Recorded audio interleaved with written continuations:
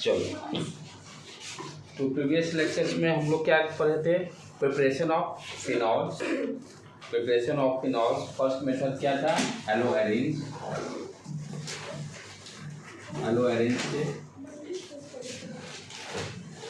Yellow arrange से हम लोग देख चुके थे। उसके बाद नेक्स्ट क्या था? सल्फोनेशन से, बेंजीन सल्फोनिक एसिड से, from benzene sulphonic acid, second method preparation. फिर diazonium salt, third diazonium salt and fourth one cumene. Cumene को और क्या बोले थे बेटे हम लोग? हाँ, आइसोप्रोपाइल बेंजीन। क्यूमेन को आइसोप्रोपाइल बेंजीन। ये चार मेथड से हम लोग फिनॉल का प्रिपरेशन कंप्लीट कर चुके हैं। आज हम लोग केमिकल प्रॉपर्टी फिनॉल का देखेंगे, राइट। अच्छा, जिस तरह से अल्कोहल में हम लोग डिस्कस किए थे एसिडिटी प्रॉपर्टी, सेम यहाँ पे फिनॉल भी क्या है, इसका भी हम लोग एसिडिटी प्रॉपर्टी को डिस्कस करेंगे केमिकल प्रॉपर्टी में। तो स्टार्टिंग कहाँ से होगा इसका? केमिकल प्रॉपर्टी में पहले देखेंगे कि इसका एसिडिटी जो प्रॉपर्टी है, ऑर्डर का सीक्वेंस क्या होगा, what is the order sequence for the phenol. तो इसमें हम लोग केमिकल प्रॉपर्टी में स्टार्टिंग करेंगे एसिडिक प्रॉपर्टी से, क्योंकि यहाँ से फिनॉल से OH, यहाँ से H निकलकर क्या बनाएगा? Phenoxide plus H+। तो हम लोग ऑलरेडी देखे हैं कि एसिडिटी के लिए हम लोग क्या देखते हैं, जितना ही ये आपका नेगेटिव आयन जो है जितना ही स्टेबल रहता है उतना ही उसकी एसिडिटी प्रॉपर्टी ज़्यादा रहेगा। जैसे कार्बोक्सिलिक एसिड वाले में सारे में हम लोग देखे थे COOH, तो COO- प्लस H+, ये जितना स्टेबल रहेगा, और स्टेबिलिटी किस बेस पर डिपेंड होगा? किस पर? चार्ज जितना मिनिमम हो, चार्ज जितना मिनिमम होगा उतना ही ज़्यादा स्टेबल होगा, राइट। तो इसको देखते हैं हम लोग कि फिनॉल का स्टेबिलिटी क्या है। इसके पहले हम लोग क्या देखे थे, याद होगा कि वाटर, अल्कोहल और एक को था, यानी water, alcohol, carboxylic acid. Water, alcohol, carboxylic acid का ऑर्डर क्या है? COOH स्ट्रॉन्ग है वाटर से, और वाटर आपका अल्काइल अल्कोहल से स्ट्रॉन्ग होता है, जिसके कारण कि आपको याद होगा कि अल्कली मेटल से ये रिएक्शन नहीं करता था, अल्काइल अल्कोहल। तो हम लोग क्या देखते थे? Carboxylic acid, water, alkyl alcohol, that is sequence, ये हम लोग पढ़ चुके हैं। अब एक एक्स्ट्रा क्या रहा? फिनॉल कहाँ पे एडजस्ट करेगा? तो फिनॉल क्या है? वाटर से ज्यादा एसिडिक है। फिनॉल क्या होगा? पहले carboxylic acid, then phenol, then water, then alkyl alcohol. These points are very very important for examination point of view से, क्योंकि एग्जामिनेशन में आपको एसिडिटी सीक्वेंस पूछता है, एसिडिटी का सीक्वेंस पूछता है। तो हम लोग क्या देख रहे हैं? फिनॉल का क्या है? वाटर से ज़्यादा एसिडिक है, जबकि अल्कोहल जो है, अल्काइल अल्कोहल, वाटर से कम एसिडिटी है।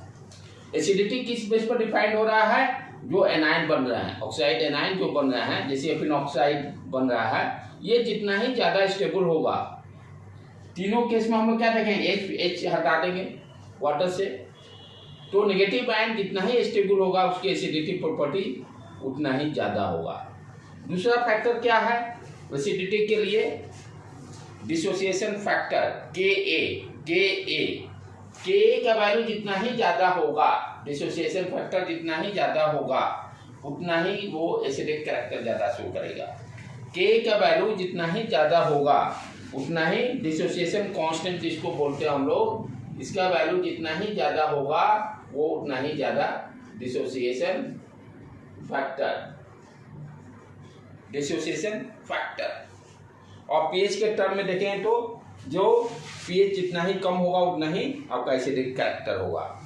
तो ये तो एक्सपेरिमेंटली हो गया, लेकिन फाइनल जो देगा रामबाण एसिडिटी चेक करने का के का वैल्यू जितना ही ज्यादा उतना ही एसिडिक कैरेक्टर ज्यादा रहेगा, राइट।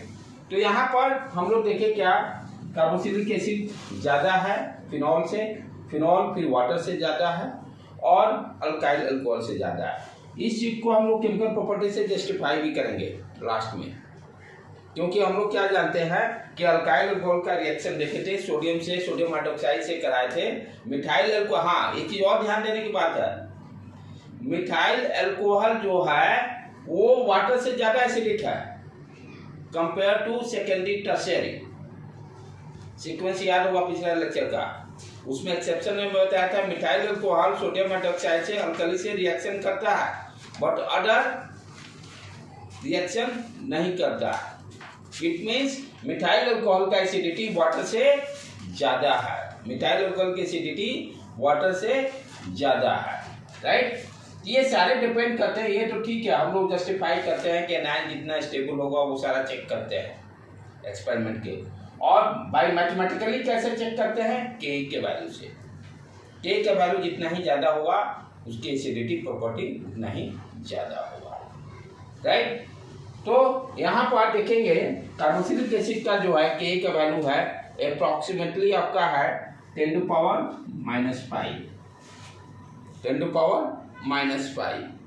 उसके बाद फिनॉल का है 10⁻⁻10, 10⁻⁻10। वाटर का 10⁻⁻14, 10⁻⁻14। और अल्काइल अल्कोहल का है 10⁻⁻18, 10⁻⁻18, राइट बेटे। कार्बोक्सिलिक एसिड का सबसे कम 10⁻⁵।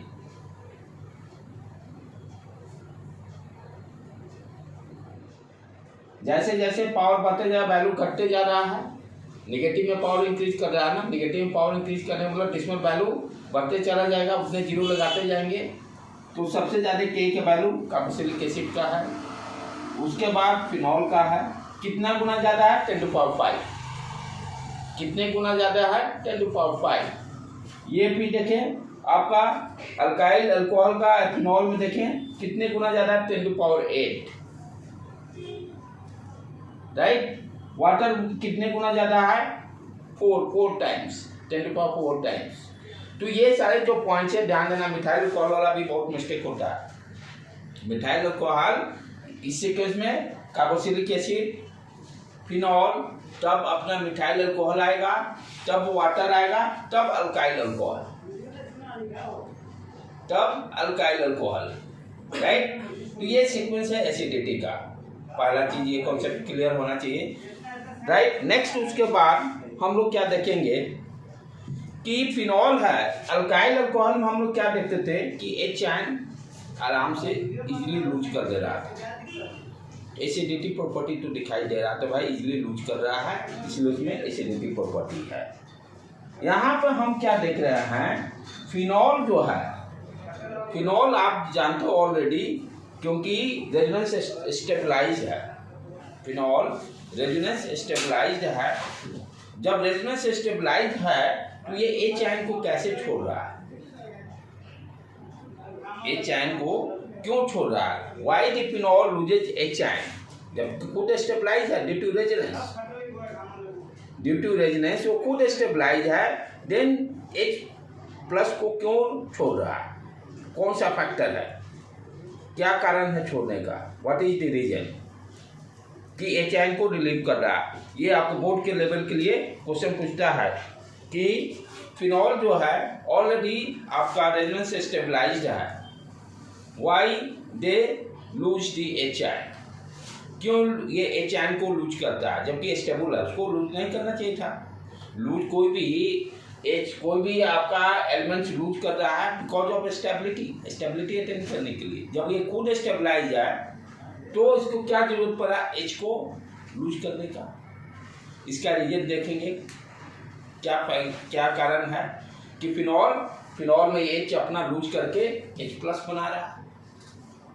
यानी दोनों का हम क्या देखेंगे, रेजोनेटिंग स्ट्रक्चर। ये तभी पॉसिबल है, देखो आप दिमाग कैसे दौड़ाने का है। क्वेश्चन क्या है कि ये जो फिनॉल जो है, फिनॉल से जो H है, ये जब स्टेबलाइज है तो H को क्यों रिमूव कर रहा है, लूज कर रहा है। एक ही पॉइंट होगा लूज करने का पर्पस। ये फिनॉक्साइड जो बेंजीन फिनॉक्साइड बन रहा है, ये इससे ज्यादा स्टेबल होगा, तभी पॉसिबल हो सकता है। लूज करने का रीजन क्या है, लूज करने का रीजन कि ये ज्यादा स्टेबल होगा कंपेयर टू फिनॉक्साइड बेंजीन जो है। फिनॉक्साइड बेंजीन जो है ये ज्यादा स्टेबल होगा। फिनॉक्साइड बेंजीन, इसको हमको जस्टिफाई करना पड़ेगा क्यों ज्यादा स्टेबल है। मोटे तौर पे देखेंगे कि जल्दी क्या, मैंने बोला भाई ये लूज कर रहा है, तो कैसे आप अपना थिंकिंग डेवलप करोगे। थिंकिंग के डेवलप करने का अप्रोच क्या है, लूज करने का पर्पस क्या है, लूज क्यों किया कि फिनॉल से ज्यादा कहीं स्टेबल होगा तभी ये करेगा। ये जितना ज्यादा स्टेबल होगा उतने एसिडिक कैरेक्टर ज्यादा होगा। जबकि हम देख रहे हैं कि स्टेबलाइज है, तो हमको जस्टिफाई करना पड़ेगा फिनॉल और फिनॉक्साइड में फिनॉक्साइड ज्यादा स्टेबल हो, क्योंकि जब छोड़ने का मतलब क्या, to attain more stability, to attain the more stability. नहीं तो क्यों छोड़ेगा। कोई भी H+ को छोड़ने का रीजन यही है कि जो बन रहा है एनायन वो ज्यादा स्टेबल होगा। अब देखिए भाई क्यों स्टेबल है, उसका क्या लॉजिक है, इसके बारे में अब हम लोग देखते हैं, क्योंकि बोर्ड में क्वेश्चन आते हैं, ये पॉइंट्स आपको लिखने पड़ेंगे। क्या क्या पॉइंट्स हैं, तो यहाँ पर देखो बेटे, एक तो हम लोग क्या देखेंगे, फर्स्ट पॉइंट पहले रेजोनेटिंग स्ट्रक्चर। हम लोग क्या जानते हैं, जितना ही रेजोनेटिंग स्ट्रक्चर ज्यादा होता है उतना ही वो स्टेबल होता है। रेजोनेटिंग स्ट्रक्चर जितना ही ज्यादा होगा वो उतना ही स्टेबल होगा। तो दोनों का पहले रेजोनेटिंग स्ट्रक्चर देखते हैं, कितने नंबर ऑफ रेजोनेटिंग स्ट्रक्चर्स हैं, क्या ज्यादा है कि कम है कि बराबर है, वो सारा हम लोग देखेंगे, राइट। तो फर्स्ट क्या देखेंगे, फिनॉल का रेजोनेटिंग स्ट्रक्चर। फिनॉल का रेजोनेटिंग स्ट्रक्चर, रेजोनेंस स्ट्रक्चर हम लोग ड्रॉ करना जानते हैं ऑलरेडी। कैसे रेजोनेंस स्ट्रक्चर ड्रॉ करते हैं हम लोग, राइट। इससे स्टार्ट करते हैं, फिनॉल से रेजोनेटिंग स्ट्रक्चर स्टार्ट करते हैं, OH, ठीक है। यहाँ पर आप ध्यान से देखो बेटे, ये पाई बॉन्ड यहाँ लगा दें तभी ड्रॉ होगा ठीक से, ये हो गया। अब हाइपर कंजुगेशन मेथड, उसमें हम लोग जो कंडीशन सेटिस्फाई करेगा वही रेजोनेटिंग स्ट्रक्चर जस्टिफाई करेगा। यहाँ देखो, पाई सिग्मा ऑक्सीजन के पास pair of electron, hyperconjugation justify हो रहा है, pi sigma lone pair electron. तो पहला जो स्ट्रक्चर क्या बनेगा, ये लोन पेयर इलेक्ट्रॉन यहाँ आ गया, पाई बॉन्ड बना देगा, और यहाँ वाला पाई बॉन्ड ये इलेक्ट्रॉन यहाँ दे देगा। तो पहला रेजोनेटिंग स्ट्रक्चर ड्रॉ करते हैं हम लोग, यहाँ ये डबल बॉन्ड OH, और ये अब ध्यान देने की बात यहाँ क्या है कि भाई हम जानते हैं यदि ये न्यूट्रल है तो रेजोनेटिंग स्ट्रक्चर भी न्यूट्रल होगा। यहाँ पे ये नेगेटिव चार्ज आ गया, इसको ड्रॉ कर दे इस तरह से, नेगेटिव चार्ज। इस पर क्या आ जाएगा, ऑक्सीजन अपना इलेक्ट्रॉन दिया है, पॉजिटिव चार्ज है, पॉजिटिव नेगेटिव दोनों मिलकर न्यूट्रल होगा। ये ध्यान देना बहुत जरूरी है, क्योंकि नेगेटिव चार्ज पॉजिटिव चार्ज ये ध्यान देना जरूरी है कि न्यूट्रल है तो न्यूट्रल होना जरूरी है। पहला ड्रॉ कर लिए हम लोग। अब नेक्स्ट क्या होगा, ये पेयर ऑफ इलेक्ट्रॉन यहाँ जाकर पाई बॉन्ड बनाएगा, और ये पाई बॉन्ड ये पेयर ऑफ इलेक्ट्रॉन, दूसरा resonating structure,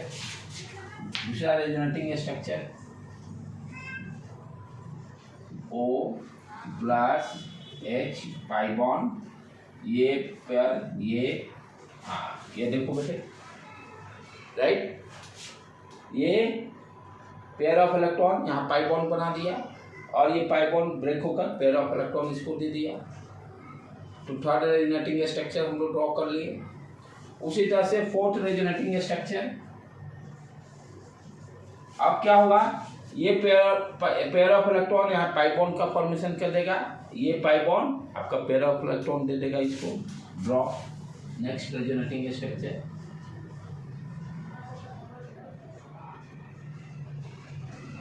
double bond OH plus और ये पेयर ऑफ इलेक्ट्रॉन यहाँ गया, कितने हो गए 4।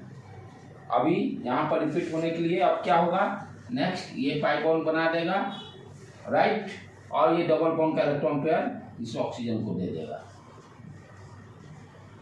ये डबल बॉन्ड और ये OH बन गया।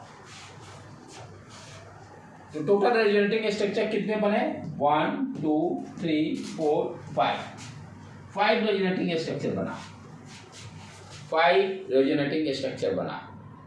पहले इसको ड्रॉ कर लो बेटे।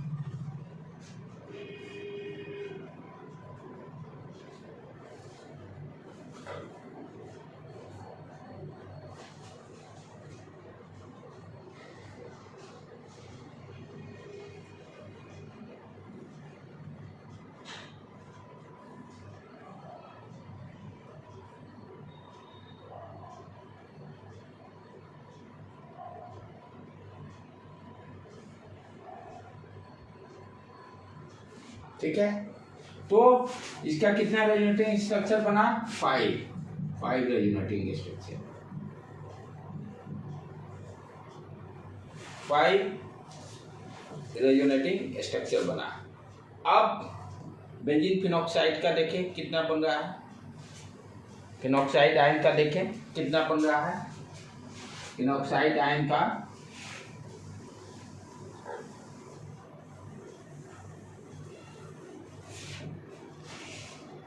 चलिए स्टार्ट करें, इसका भी रेजोनेंस स्ट्रक्चर ड्रॉ करना, पाई पाई पाई O आयन। यहाँ पे आप ध्यान देखो रेजोनेटिंग स्ट्रक्चर किसके कारण हो रहा है, pi sigma ion, electron pair नहीं लेगा क्योंकि निगेटिव चार्ज ऑलरेडी है, यही निगेटिव चार्ज यहाँ पाई बॉन्ड देगा, राइट। तो pi sigma negative charge lone pair ये भी है, तो क्या हुआ पहला स्ट्रक्चर, ये लोन पेयर यहाँ पर पाई बॉन्ड बना देगा, निगेटिव चार्ज पाई बॉन्ड बना दिया, और ये इलेक्ट्रॉन यहाँ दे देगा पाई बॉन्ड ब्रेक करके, यहाँ पर पाई बॉन्ड ब्रेक करके पेयर ऑफ इलेक्ट्रॉन देगा। तो फर्स्ट रेजोनेटिंग स्ट्रक्चर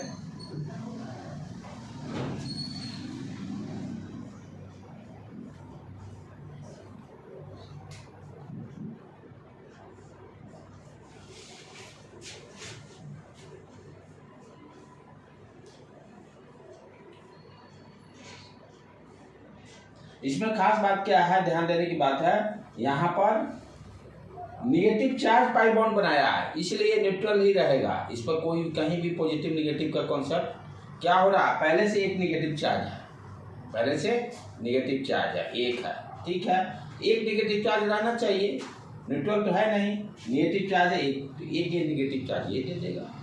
यहाँ पर ऑक्सीजन का पर प्लस माइनस के कोई चांसेस नहीं है क्योंकि यही तो निगेटिव चार्ज यहाँ पाई बॉन्ड बना दिया, अपना तो लोन पेयर इलेक्ट्रॉन दिया नहीं जिसके कारण कि प्लस या माइनस हो सके।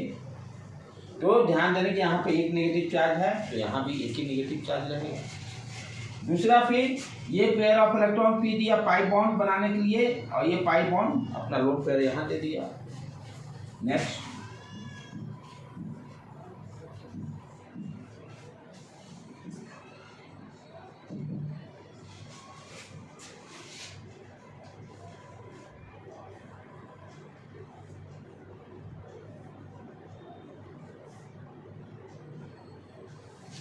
ठीक है बेटे।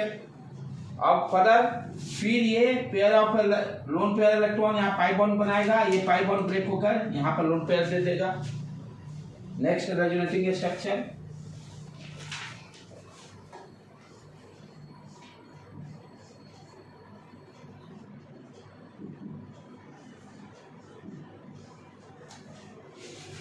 देख लो, ठीक है।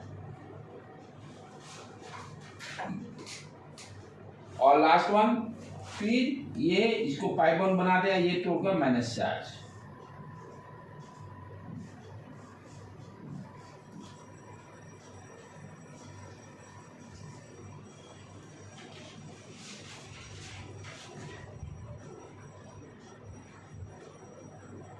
ठीक है बेटे, तो आप काउंट करो कितने बने resonating structure, 5। Match tie up, match tie up होते ही सारा दिमाग खोलना चालू हो जाता है। अब क्या करें,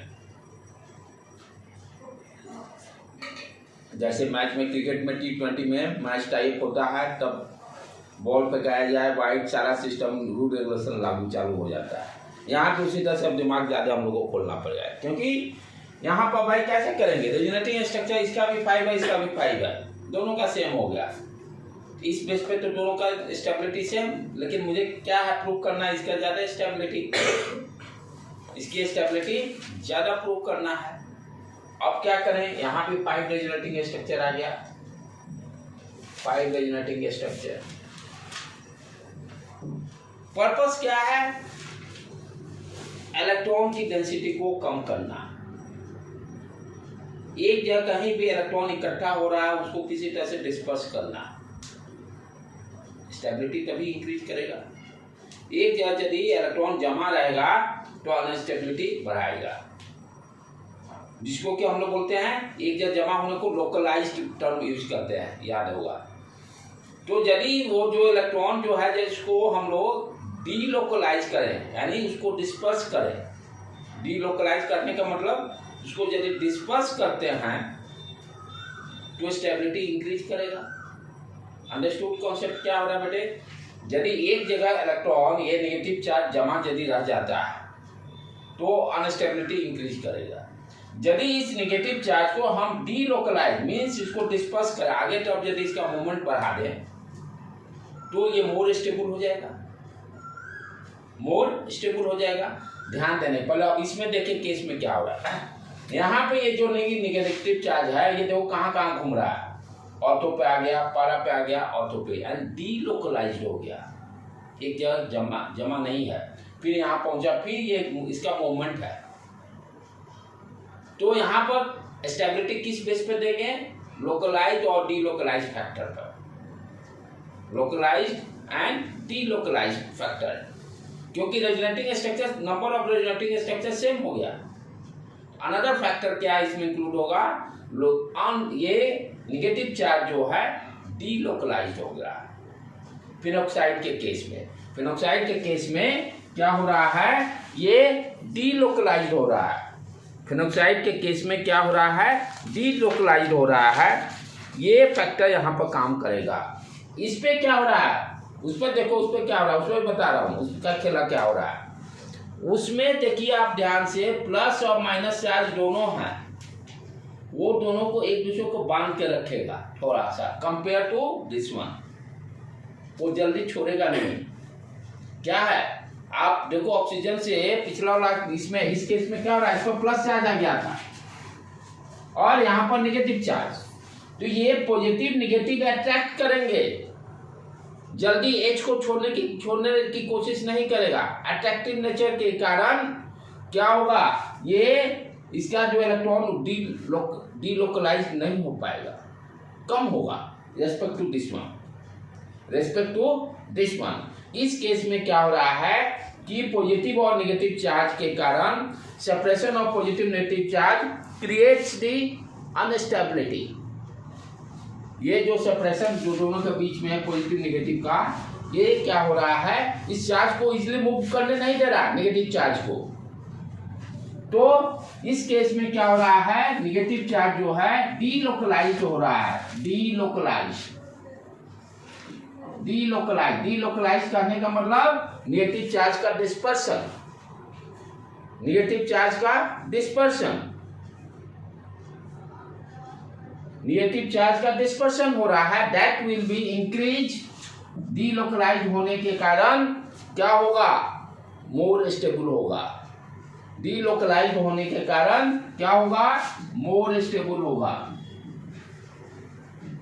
फिनॉक्साइड आयन, क्योंकि नेगेटिव चार्ज देखो सब जगह घूम रहा है। इस केस में क्या हो रहा था, फिनॉल के केस में पॉजिटिव नेगेटिव चार्ज दोनों होने के कारण, अट्रैक्शन के कारण ये इतनी प्रेरित रूप से लोकलाइज डीलोकलाइज्ड नहीं होगा। नेगेटिव आयन इसके रिस्पेक्ट में उतनी प्रेरित तरीके से डीलोकलाइज कम होगा। तो डीलोकलाइज कम होने का मतलब इसके रिस्पेक्ट में ये अनस्टेबिलिटी इसका ज्यादा है। तो मेन फैक्टर क्या है यहाँ पर, डीलोकलाइजेशन ऑफ नेगेटिव चार्ज, क्योंकि स्टेबिलिटी कहाँ से डिसाइड हो रहा है, नेगेटिव चार्ज से। जितना नेगेटिव चार्ज कम उतने ही ज्यादा स्टेबिलिटी, यानी इसको कहीं रोक के रखना नहीं है। नेगेटिव चार्ज को, नेगेटिव चार्ज जितना ही डिस्पर्स होगा वो स्टेबिलिटी उतना ही इंक्रीज करेगा। एक तो फैक्टर रिजोनेटिंग देते हैं, रिजोनेटिंग यहाँ तो फेल हो गया मेरा। तो another second important point, delocalization of negative charge. तो फिनॉक्साइड में क्या है, आप देख लो नेगेटिव चार्ज सब जगह मूवमेंट कर रहा है ऑटो पैरा पोजीशन पर। यहाँ पर तो इनऑल पे भी हो रहा है, लेकिन पॉजिटिव नेगेटिव दोनों चार्ज है, जिसके कारण पॉजिटिव अट्रैक्शन के कारण, दोनों पॉजिटिव नेगेटिव चार्ज के अट्रैक्शन के कारण उतने फ्रीली तरीका से डीलोकलाइज्ड नहीं होगा। That's why phenoxide is more stable than phenol. That's why phenoxide is more stable than phenol. Hence, we can say that phenol can lose the H ion, H plus ion. Stability के बावजूद भी तभी ये loose करेगा, क्योंकि जो anion बन रहा है फिनॉक्साइड एनायन वो मोर स्टेबल है। ठीक है बेटे, इसको लिख लो पहले। तो सेकेंड इंपॉर्टेंट पॉइंट इसमें क्या है, यही फैक्ट देना, delocalization factor. Negative charge of the delocalization of negative charge is more in phenoxide ion than phenol, than phenol. Delocalization of negative charge is more than phenol. That's why phenoxide ion is more stable. That's why the phenoxide ion is more stable. Is more stable. Is more stable.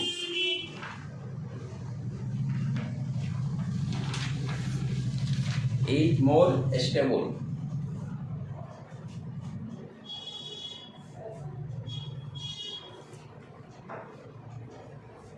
Clear, समझ में आए बेटे। Resonating number of resonating structure यहाँ same है, उस concept से यहाँ हम प्रूव नहीं कर सकते हैं। तो अनदर फैक्टर क्या है, delocalisation of negative charge. Delocalisation of negative charge in phenoxide ion is more than phenol. Hence we can say that कि phenoxide ion is more stable than phenol. So phenol can lose the H plus ion to attain the more stability of the phenoxide ion.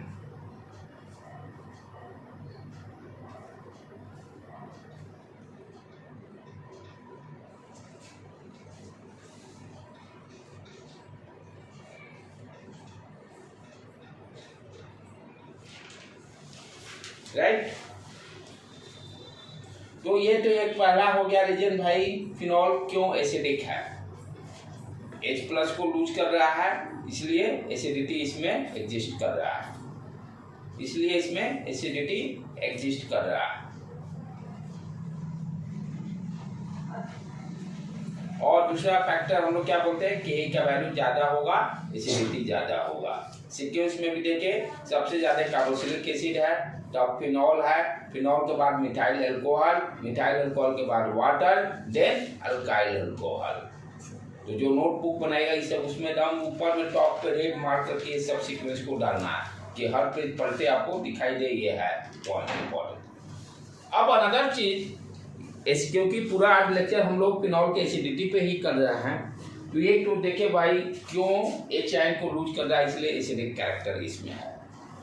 यदि इस पर कोई substituent को add करें, substituent को ortho पारा पर यदि ऐड करते हैं तब क्या एसिडिटी, तब क्या होगा उस चीज को देखेंगे। Right, next heading, effect of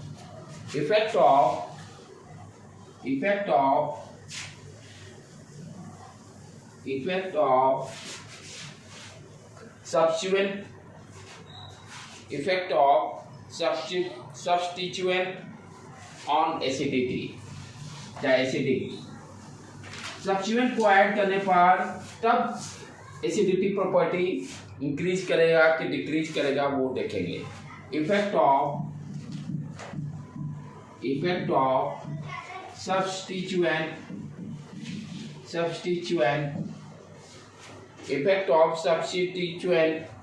on acidity, acidic character पर क्या इम्पैक्ट डालेगा। यदि कोई हम सब्स्टिट्यूएंट ऐड करते हैं ऑर्थो और पारा पोजीशन या मेटा पोजीशन पर, पहले भी इस कॉन्सेप्ट को हम लोग क्या जनरलाइज वे में देखे हैं कि जैसे मान लो फिनॉल है,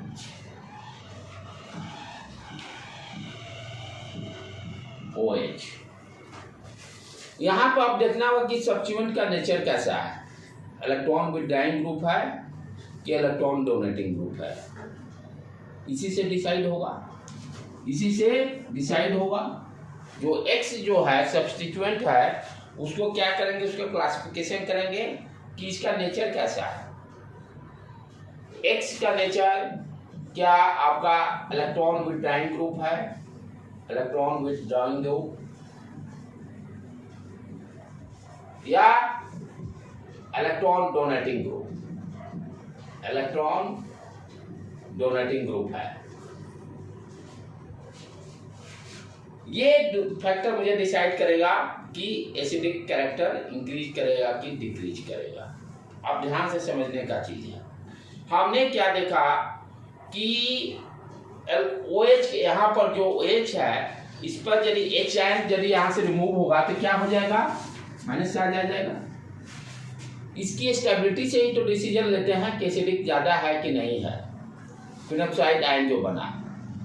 अच्छा, यहाँ पर और क्या समस्या आ रही भाई, रेजोनेटिंग स्ट्रक्चर तो सेम है, तो ये इलेक्ट्रॉन, ये ग्रुप जो अटैच होगा, ये ग्रुप का फंक्शन देखना होगा, क्या ये ग्रुप इसके इलेक्ट्रॉन को डीलोकलाइज कर रहा है कि नहीं कर रहा है, यानी अपने साइड उसको खींच पा रहा है कि नहीं खींच पा रहा है। कौन खींचेगा, जो रिंग से इलेक्ट्रॉन विड्रॉ करेगा। ये नेगेटिव चार्ज को डीलोकलाइज कौन करेगा, जिसमें X का नेचर कैसा होना चाहिए, इलेक्ट्रॉन विड्रॉइंग ग्रुप। यानी इलेक्ट्रॉन विड्रॉइंग ग्रुप करता क्या है, रिंग से इलेक्ट्रॉन को खींचता है। तो डेफिनेटली जब खींचेगा, इसको डीलोकलाइज कर दिया, आपका स्टेबिलिटी इंक्रीज करेगा, एसिडिटी प्रॉपर्टी इंक्रीज कराएगा। यानी एसिडिटी प्रॉपर्टी आपको कौन इंक्रीज कराएगा, electron withdrawing group. Electron withdrawing group आपका क्या करेगा, एसिडिटी प्रॉपर्टी को इंक्रीज करेगा। और इलेक्ट्रॉन डोनेटिंग ग्रुप क्या करेगा, ये तो डिक्रीज करेगा भाई, इलेक्ट्रॉन रिंग को ही देगा और इलेक्ट्रॉन डेंसिटी इंक्रीज करा देगा, अनस्टेबिलिटी की तरफ इंक्रीज हो जाएगा, यानी एसिडिटी प्रॉपर्टी डिक्रीज करेगा। तो यहाँ पर हम लोग डिसाइड किए कि भाई इलेक्ट्रॉन विड्रॉइंग ग्रुप यदि है X, और वो भी ऑर्थो पारा पोजीशन पे ही इफेक्ट देखना है। हम लोग ऑलरेडी देखे हैं सब्स्टिट्यूएंट का, जो भी सब्स्टिट्यूएंट होते हैं रिंग में अटैच होते हैं ऑर्थो पारा पर, मेटा पर, उसके बाद मेटा पर देखते हैं। जनरली हम लोग ऑर्थो पारा पोजीशन पे ही देखते हैं। अच्छा ठीक है, तो ये तो कॉन्सेप्ट क्लियर हो गया भाई कि इलेक्ट्रॉन विड्रॉइंग ग्रुप रहेगा तो वो इस इलेक्ट्रॉन को डीलोकलाइज करेगा, स्टेबिलिटी इंक्रीज करेगा।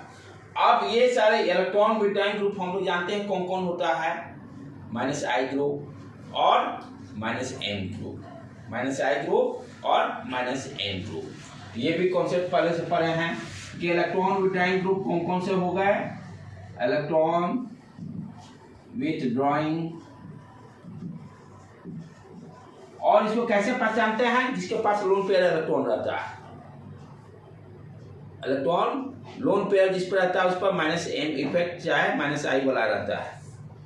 तो लोन पेयर देख के ये बता देंगे कि विड्रॉइंग ग्रुप है कि नहीं है। ऑलरेडी ये सारा डिस्कस किया हुआ है। तो यहाँ पे क्या होगा, माइनस जो I इफेक्ट देगा या और -m इफेक्ट देगा। -m इफेक्ट में भी ये भी क्या करता है, इलेक्ट्रॉन लेता है। जैसे NO2 में हम लोग देखते थे ना, NO2 हो गया, एल्डिहाइड हो गया, ये सारे क्या है, विड्रॉइंग ग्रुप हैं। CHO कार्बोक्सिलिक एसिड, ये सारे क्या हैं, विड्रॉइंग ग्रुप है। हैलोजन आता है, हैलोजन एक्सेप्शन में है, -I इफेक्ट देता है, जबकि इलेक्ट्रॉन पेयर उसमें इलेक्ट्रोनेगेटिविटी भी ज़्यादा है। ये सारे क्या आते हैं, CHO, COOH, Cl, हैलोजन, ये सारे क्या है, आइदर -I हैलोजन वाला -I इफेक्ट से। बाकी हम तो ये दोनों प्रॉपर्टी एग्जिस्ट करते हैं, -I भी करते हैं और -m भी करते हैं, लेकिन -m हावी हो जाता है, -m वाला को कंसीडर करते हैं सिर्फ हाइड्रोजन को छोड़कर। तो ये सारे के सारे जितने ग्रुप्स हैं ये क्या करेंगे, एसिडिटी को बढ़ाएंगे, फिनॉल की एसिडिटी को इंक्रीज करेंगे जब ऑर्थो पैरा पोजीशन पर सब्स्टिट्यूएंट आएगा। ऑर्थो पैरा पोजीशन पे जब सब्स्टिट्यूएंट आएगा तो क्या करेंगे, ये electron withdrawing group increase acidity. पहला कॉन्सेप्ट क्लियर, चलो इतना पहले लिखो बेटे।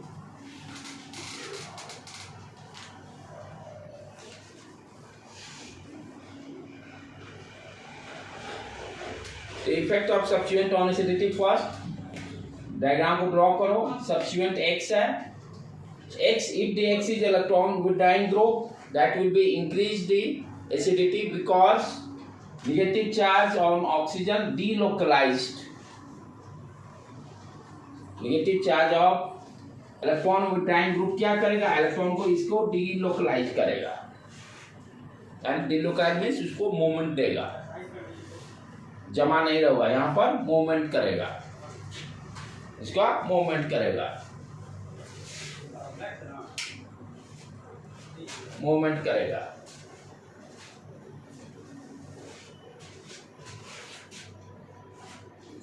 और इलेक्ट्रॉन डोनेटिंग ग्रुप जो होगा एसिडिटी को डिक्रीज करेगा। इलेक्ट्रॉन डोनेटिंग ग्रुप कौन कौन से होंगे, CH3, फिर उसके बाद OCH3 ईथर वाला भी, वो भी है, इलेक्ट्रॉन CH3 के कारण देगा, वो सारे इलेक्ट्रॉन डोनेटिंग ग्रुप हो गए।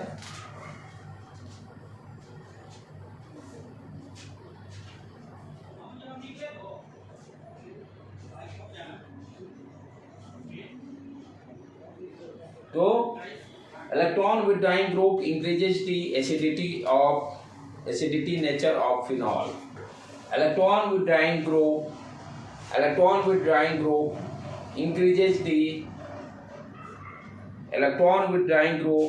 increases the acidic nature of phenol, bracket में due to delocalization of negative charge of oxygen, reason भी समझ में आना चाहिए। फिर यहाँ पर इलेक्ट्रॉन डोनेटिंग ग्रुप, इसमें कौन कौन से आ गए, +I इफेक्ट जो दे और +M इफेक्ट जो दे। +I और +M वाला क्या होंगे, इलेक्ट्रॉन डोनेटिंग, +I+M इफेक्ट जो देगा वो क्या कहलाएंगे, इलेक्ट्रॉन डोनेटिंग ग्रुप। जैसे CH3 हो गया, OCH3 हो गया, वो सारे एक बार क्लास को रिवाइज कर लीजिएगा, ये सारा ऑलरेडी पहले किया हुआ है, आज जाकर उसको एक बार रिवाइज कीजिएगा।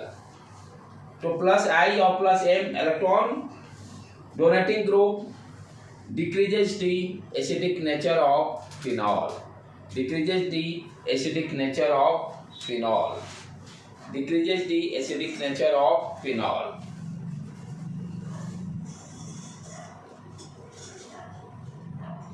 electron donating group decreases the nature acidic nature of phenol। Clear समझ में आया, क्योंकि आप तो ये तो electron donating group electron ring को ही देगा, अनस्टेबिलिटी इलेक्ट्रॉन डेंसिटी इंक्रीज करेगा, अनस्टेबिलिटी ज़्यादा इंक्रीज करेगा। तो फाइनल समरी आप किसका देखें, हम लोग क्या देख रहे हैं, effect of substituent on ortho para position पे यदि रहता है तो electron withdrawing group increase the acidic nature और इलेक्ट्रॉन डोनेटिंग ग्रुप डिक्रीज करेगा। राइट बेटे, क्लियर। इसमें क्या है, जो इलेक्ट्रॉन डोनेटिंग ग्रुप होगा वो रिंग को इलेक्ट्रॉन देगा, ये जाके यहाँ पर नेगेटिव चार्ज को इंक्रीज करेगा। इलेक्ट्रॉन डोनेटिंग ग्रुप क्या होगा, जैसे मान लीजिए फॉर एग्जांपल CH3 क्या दिया, इलेक्ट्रॉन दिया रिंग को, ये इलेक्ट्रॉन जाकर फिर यहाँ पर ज़्यादा इंक्रीज कर जाएगा, number of electron density increase कर जाएगा, जो कि अनस्टेबिलिटी को इंक्रीज करेगा। इट मीन्स एसिडिक नेचर उसका डिक्रीज कर गया। अब इस पर प्रॉब्लम देख लें, क्योंकि आएगा एग्जाम में प्रॉब्लम ही आएगा, एसिडिक नेचर को अरेंज करना, किसका ज़्यादा किसका कम है।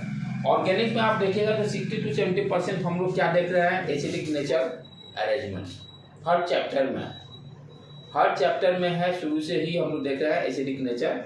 तो इसको जितना है, स्टार्टिंग वाला जो लेक्चर्स था इसमें एसिडिक की प्रॉपर्टी कराया था, जिस बच्चे को I प्लस M ये सारे पट्टे पूरे क्लियर आएंगे, एसिडिक वाला सारा कॉन्सेप्ट क्लियर रहेगा उसको। तो ये क्वेश्चन आएंगे इसी से नीट एग्जाम में।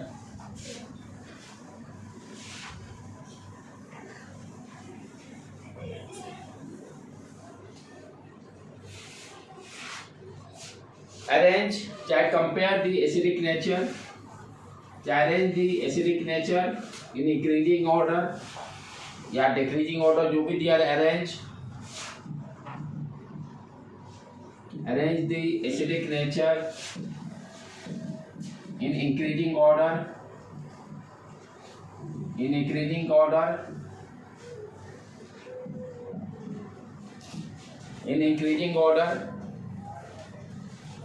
first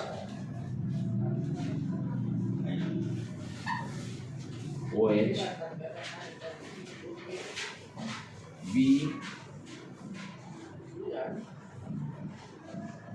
OH NO2, C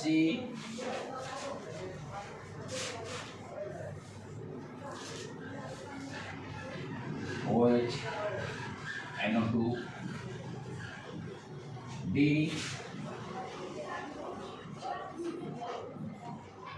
OH NO2।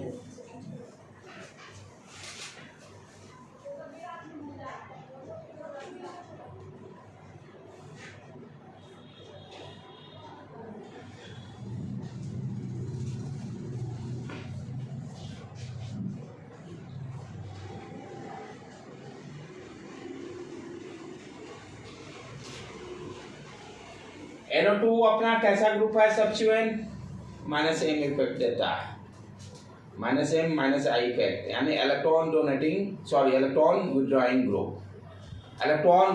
Group हो गया। इसको एरो मार्क दे दीजिए, इलेक्ट्रॉन विड्रॉइंग ग्रुप ED का छापा पड़ेगा इस पर भाई। तो अब ध्यान देने का बात क्या है कि पहले वाला में तो चलो कोई आपका सब्स्टिट्यूएंट नहीं है, जहाँ सब्स्टिट्यूएंट है क्योंकि सब्स्टिट्यूएंट ही एसिडिटी बढ़ा रहे हैं। तो यहाँ पे देखें, ये ऑटो पोजीशन पे है, ये पैरा पोजीशन पे है, ये ऑटो पोजीशन पे है, ये पैरा पोजीशन पे है। ठीक है, मेटा वाला तो ये दोनों के बाद ही जाएगा। जो सोचना है इस दोनों के बारे में सोचना है, जो सोचना है पहले ये दोनों के बारे में, ये दोनों में कौन होगा। ठीक है, ऑलमोस्ट क्योंकि दोनों पर सेम इफेक्ट पड़ता है, लेकिन यहाँ पर थोड़ा ध्यान देने की बात क्या है, इम्पोर्टेंट पॉइंट क्या है, जनरली क्या होता है, ऑलमोस्ट सेम रहते हैं, ऑटो और पैरा पर जनरली सेम रहते हैं। फिर दूसरी तरह से बच्चे क्या गलती करते हैं, कहते हैं कि ये थोड़ा सा दूर है तो उसका इफेक्ट कम रहेगा। समस्या यहाँ पर क्या रहा, ध्यान से देखने का, यदि इसको कंपेयर करें हम लोग। हाँ सर, NO2 विड्रॉइंग ग्रुप है ना। हाँ सर, ED लिखे। ओ, इलेक्ट्रॉन डोनेटिंग लिख दिया हूँ, वो ज़्यादा आजकल ED का मामला ज़्यादा चल रहा है। इलेक्ट्रॉन EW कर दें, EW इलेक्ट्रॉन विड्रॉइंग ग्रुप। ठीक है बेटे, तो जिस पहले B और D का फाइट देखना है, क्योंकि ऑर्थो पैरा पे सेम इम्पैक्ट डालते हैं। अब कौन बड़ा कौन छोटा होगा, इसका लॉजिक कैसे डेवलप करें ये ध्यान से देखो। OH N double bond O और कोऑर्डिनेट बॉन्ड से जुड़ा रहता है। यहाँ पर ध्यान से देखो कि हाइड्रोजन और ऑक्सीजन के बीच में हाइड्रोजन बॉन्ड बनता है, बन रहा है, नजदीक है दोनों। OH और NO2 ऑर्थो पे जब NO2 रह रहा है तो उसके कारण क्या हो रहा है, यहाँ पर हाइड्रोजन बॉन्ड बनने की पॉसिबिलिटी इंक्रीज हो जा रही है। तो ये हाइड्रोजन बॉन्ड बन जाने के कारण क्या होगा कि ये जल्दी हाइड्रोजन को छोड़ेगा नहीं, जो जल्दी छोड़ेगा वो उसी का एसिडिटी ज़्यादा होगा। तो due to hydrogen bonding ortho position वाला जो है NO2 जो सब्स्टिट्यूएंट है जो लगा हुआ है वो इजीली हाइड्रोजन को छोड़ेगा नहीं, और पैरा पोजीशन पे क्या होगा, हाइड्रोजन बॉन्ड का फॉर्मेशन नहीं होगा। यहाँ पर इजीली हाइड्रोजन आयन H+ आसानी से निकल जाएगा। तो ये दोनों में तो हो गया भाई डिफरेंस, कौन ज़्यादा एसिडिक है, जो आसानी से कौन छोड़ेगा, यही D वाला। ये तो बॉन्डिंग हाइड्रोजन बॉन्ड उसको अटैक करके रख रहेगा, बांध के रखे रहेगा। तो पहला तो ये हो गया सीक्वेंस भाई D और B में मैच क्लियर हो गया। D का एसिडिटी ज़्यादा है B से, D की एसिडिटी ज़्यादा है B से।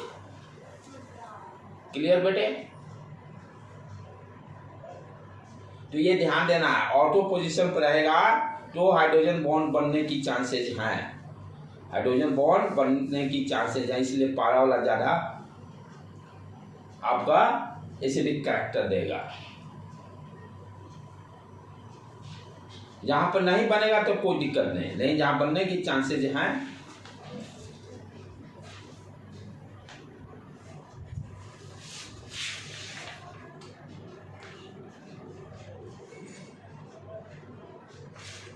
ठीक है बेटे।